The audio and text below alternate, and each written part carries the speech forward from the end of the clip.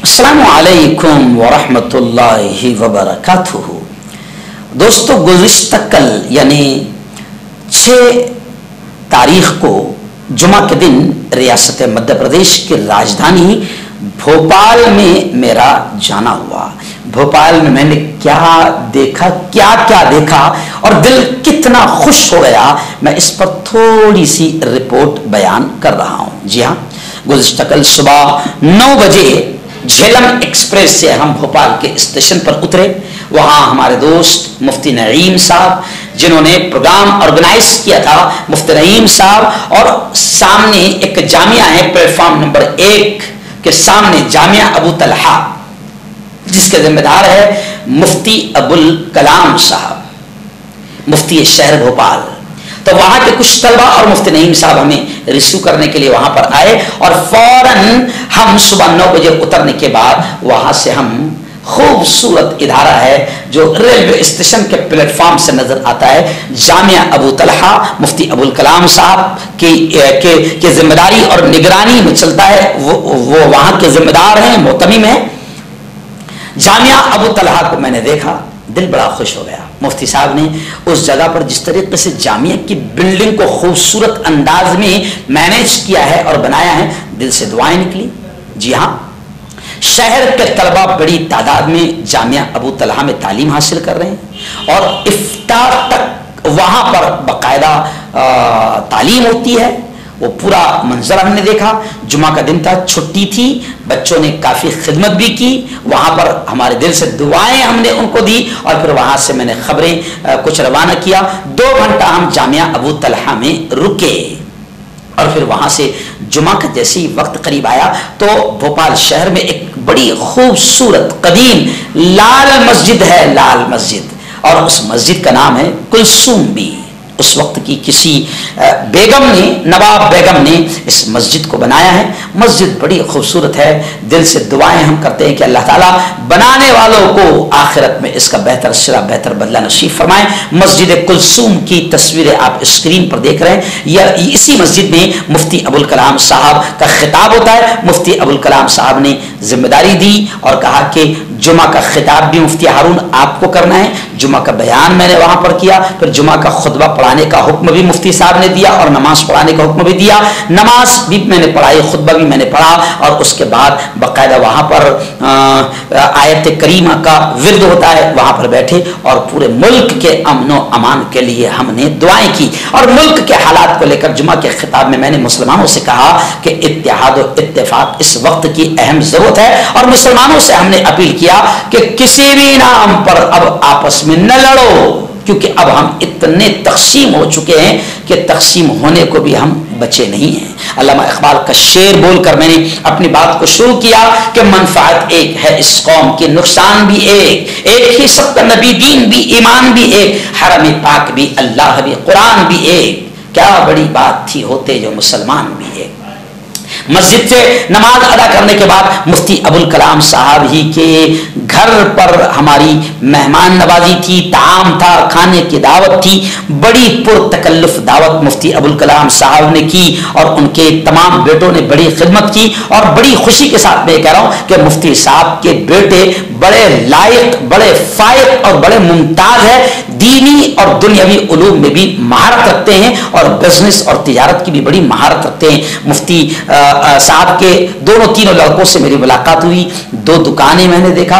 एक तरफ इत्र का कारोबार है, परफ्यूम का कारोबार है, बिल्कुल जदीद अंदाज में लेटेस्ट टेक्नोलॉजी के साथ आला पैमाने पर इत्र और परफ्यूम और टोपियां और रुमाल का कारोबार किया जा रहा है। तो दूसरी तरफ दूसरे लड़के हैं, उनका भी बड़ा जबरदस्त कारोबार है। वहां पर जो अरबी ड्रेस है, अबाया है, उसका होलसेल कारोबार है और मैन्युफैक्चरिंग खुद मुफ्ती साहब के बच्चे करते हैं। और अभी अल्हम्दुलिल्लाह हिंदुस्तान के कई बड़े शहरों में और फॉरेन में भी मुफ्ती साहब के बेटों के वो अरबी ड्रेसेस पूरी दुनिया में जा रहे हैं। हम दुआएं करते हैं कि अल्लाह ताला खूब तरक्की उन्हें नसीब फरमाए और आपसे भी अपील करते हैं कि मुफ्ती साहब, मुफ्ती अबुल कलाम साहब के बेटों से आप राब्ता करें और इत्र का अगर बेहतरीन अंदाज में आपको कारोबार करना है, ऐसी अबाया और अरबी ड्रेस का बेहतरीन अंदाज में आपको कारोबार करना है तो आप राब्ता कर सकते हैं। अब आइए उसके बाद, खाने के बाद जो मैंने देखा, دل خوش ہو گیا.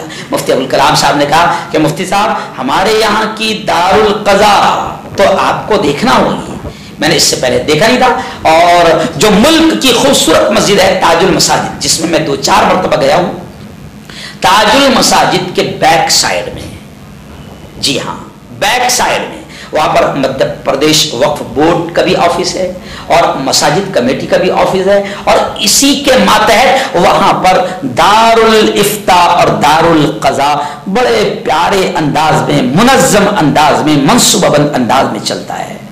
دار القضاء کو دیکھ کر دل خوش ہو گیا. بالکل قاضی شہر قاضی مشتاق صاحب کی گویا کہ وہاں پر کرسی لگی ہے, ہم نے دیکھا ایک عدالت کا منظر ہے.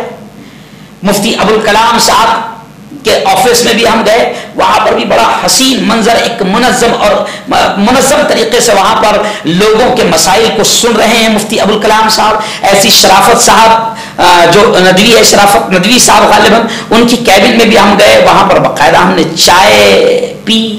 جی ہاں, ایسے ہی ہم برکت صاحب سے بھی ملے جو نائب قاضی ہے, اور رات کا جو جلسہ ہوا تو اس میں حسینی صاحب تو خود صدر جلسہ تھے, لیکن دار القضاء کا جو منظر میں نے دیکھا, میں بالکل صاف طور سے کہہ رہا ہوں کہ پورے ملک میں, پورے ہندوستان میں اتنی خوبصورت اور منظم انداز میں دار القضاء اسلامی اور شرعی عدالت کا منظر کہیں مجھے نظر نہیں آیا, بڑے سسٹمیٹک انداز سے. اور یہ بھی خاص بات ہے کہ یہاں پر دار القضاء اور دار الافتاء سے جو فتویٰ دیا جاتا ہے, جو فیصلہ دیا جاتا ہے, باقاعدہ انڈین کورٹ دار الافتاء اور دار القضاء کے فیصلے کو تسلیم کرتی ہے, اور اسی آدھار پر مسلمانوں کے جو شرعی مسائل ہے اسی آدھار پر دار القضاء کے فیصلے کے آدھار پر باقاعدہ کورٹ بھی فیصلہ صادر کرتی ہے, فیصلہ سناتی ہے. یہ خبر میں اس لیے بھی دکھا رہا ہوں اور اس لیے بھی کہہ رہا ہوں کہ ہر شہر میں ایسے ہی منظم انداز میں, سسٹمیٹک انداز میں دار القضاء ہونا چاہیے, تاکہ مسلمان اپنے شرعی مسائل کو اللہ اور اس کے رسول کے قانون کے مطابق حل کریں, شرعی عدالت میں آئیں. اور شرعی عدالت میں مسلمان اگر اپنے گھروں کی جائیداد کے مسائل اور گھریلو مسائل, اپنے بیوی کے مسائل, طلاق کے مسائل, جو بھی مسائل ہے, وہ شرعی عدالت میں آئیں گے تو آسانیاں ہوں گی, اور اللہ اور اس کے رسول کے بتائے ہوئے اصول کے مطابق فیصلے پر ہم زندگی گزاریں گے تو پھر دنیا میں بھی ہم کامیاب ہوں گے, آخرت میں بھی کامیاب ہوں گے. اللہ تعالیٰ ان تمام لوگوں کو اس کا بہترین صلاح, بہترین بدلہ نصیب فرمائے. پھر وہاں سے ہم نکلے اور 100 کلومیٹر دور مفتی نعیم صاحب کا جو گاؤں ہے باڑی میں بہت شاندار پروگرام جلسہ سیرت النبی اور اصلاح معاشرہ کے عنوان سے منعقد کیا گیا. حسینی صاحب نے اس اجلاس کی صدارت فرمائی.